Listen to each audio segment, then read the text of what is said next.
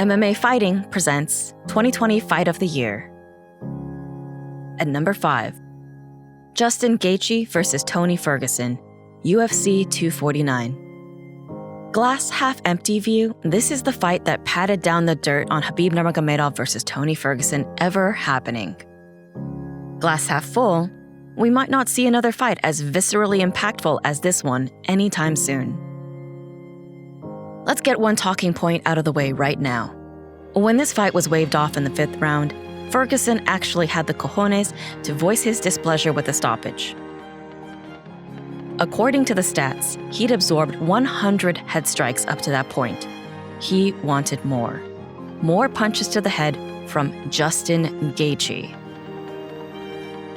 Were this any other man, that would seem strange, but it's become par for the course for Ferguson.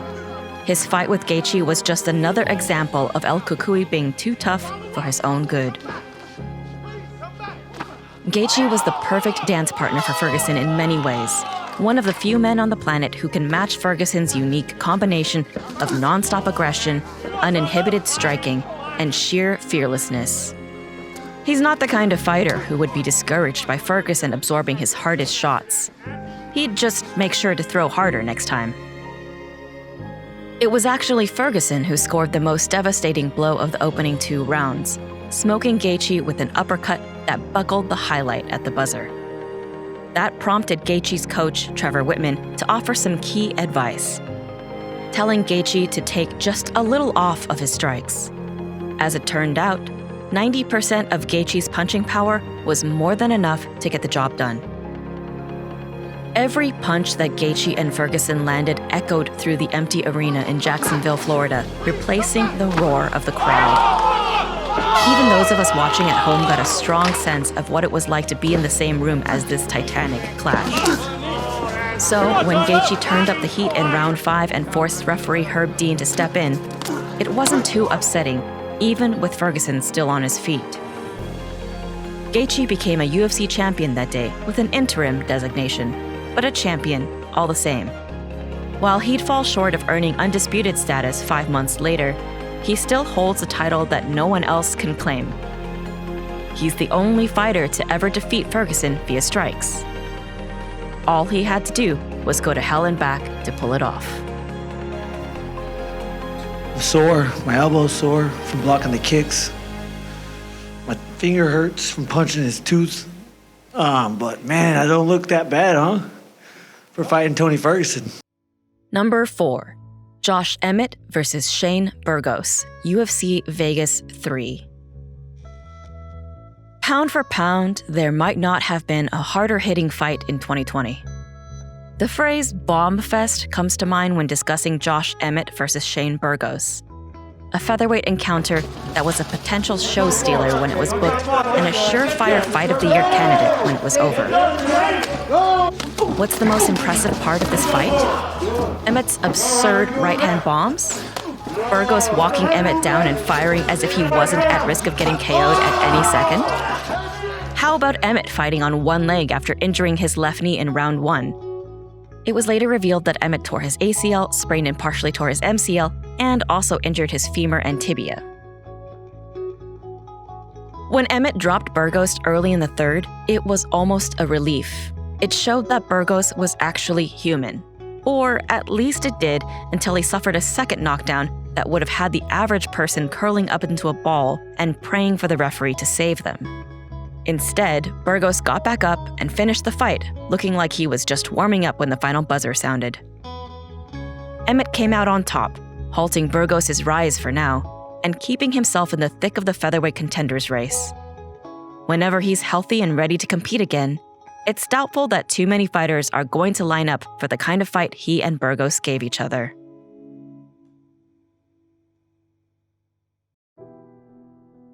At number 3, Dustin Poirier versus Dan Hooker, UFC Vegas 4. Dan Hooker was arguably the hottest lightweight in the UFC heading into this fight with Dustin Poirier. The Hangman had won 7 of his last 8 fights, not only putting on some of the most entertaining fights in all of MMA, but also establishing himself as a legitimate title challenger.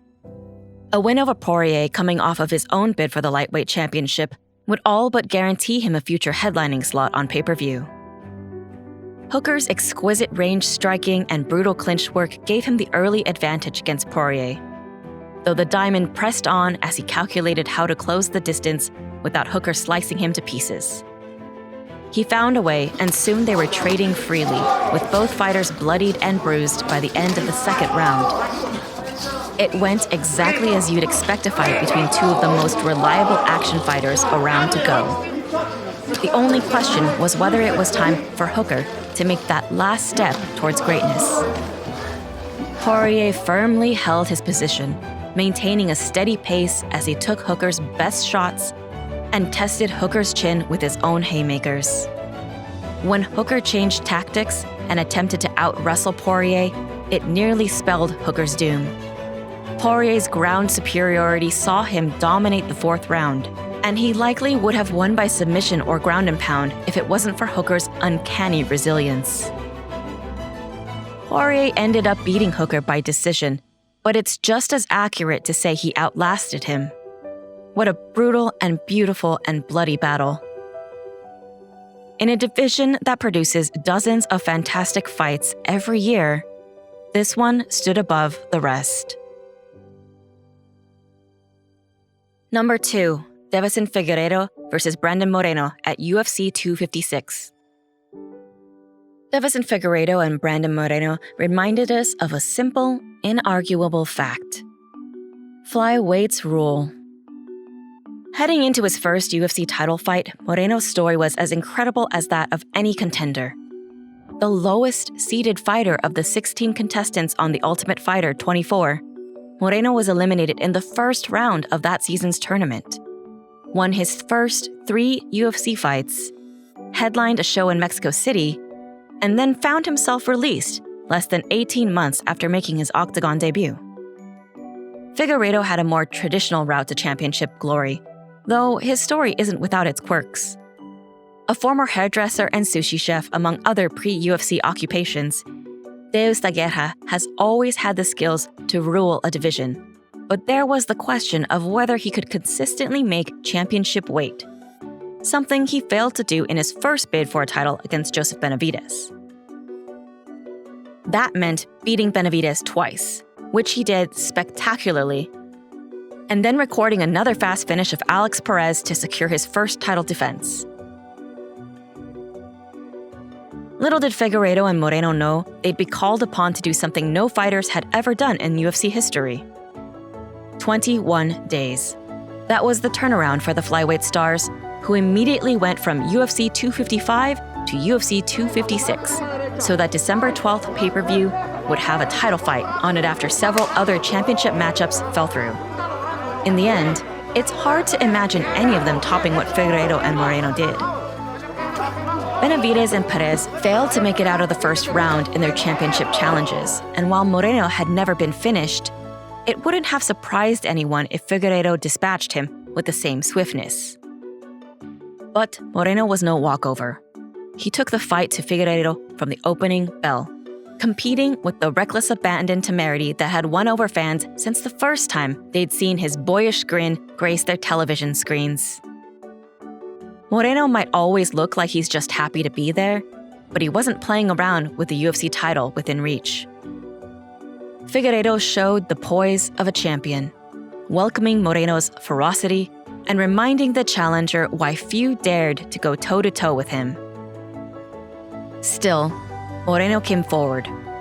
The action was marred somewhat by a low blow in round 3 that cost Figueiredo a point, which occurred after an eye poke that Figueiredo was not penalized for, and a questionable 10-9 scorecard for Moreno in round 5. After all of the chaos, we were left without a winner, though Figueiredo did enough to retain his title. These two are likely to meet in an immediate rematch soon, and while it's hard to imagine the sequel being better than the original, you know damn well they'll risk it all to outdo themselves. And the number 1 fight of the year, Zhang Weili versus Yuan Jacek, UFC 248, headlined by Adesanya versus Romero. Legend has it, that if UFC fights didn't have a 5-round limit, these two would still be slinging leather. Zhang Weili had taken the strawweight division by storm, winning her first 4 UFC fights to bolster her pro record to 20-1 and completely obliterating Jessica Andrade in just 42 seconds to become the UFC champion. Still, there was plenty of reason to be skeptical of her chances in her first title defense. Standing across from her at UFC 248 was the 115-pound GOAT, Yuan Jacek. The Polish star had successfully defended that same belt 5 consecutive times and only lost to Rose Namajunas and Valentina Shevchenko, the latter at 125 pounds. There was a reason that her nickname was Joanna Champion. The preview for this fight pitted Zhang's power versus Jędrzejczyk's precision. Explosive finishing ability versus death by 1,000 cuts. The new champ versus the old guard. And after 25 minutes, we all knew we had seen the best versus the best. At a glance, you wouldn't know that Jędrzejczyk was the challenger. She stalked Zhang with the same confidence that she had during her title reign, and landed with the sharpness and accuracy we'd grown accustomed to. The thing is, Zhang was right there with her, punch for punch and kick for kick. Outside of the Namajunas fights, Jędrzejczyk had rarely been challenged in the stand-up department. It had become a familiar sight to see her outstrike and outpace her foes. That wasn't going to happen with Zhang. Rewatch the fight, and you'll swear there was an invisible tether between Zhang and Jędrzejczyk. Except for in-between rounds, they were never far from each other, always ready to throw. This wasn't a wild brawl either.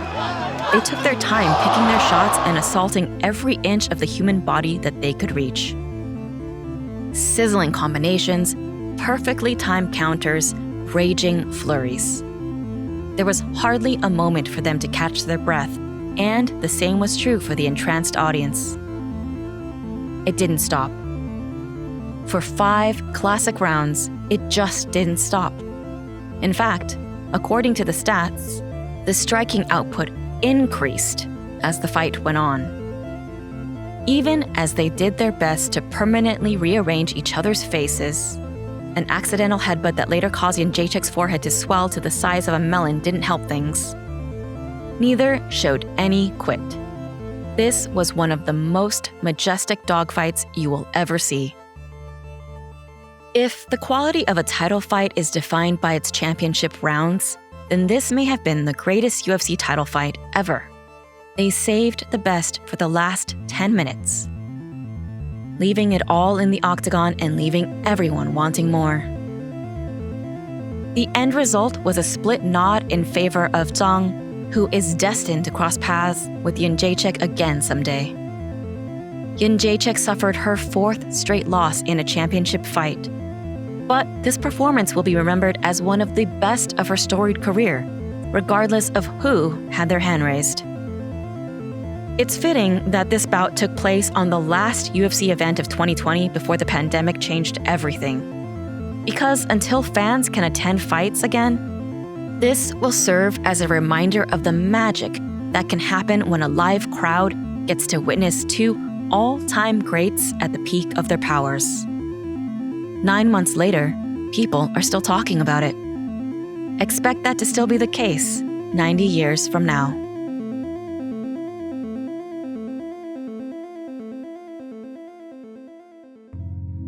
You're listening to the Vox Media Podcast Network.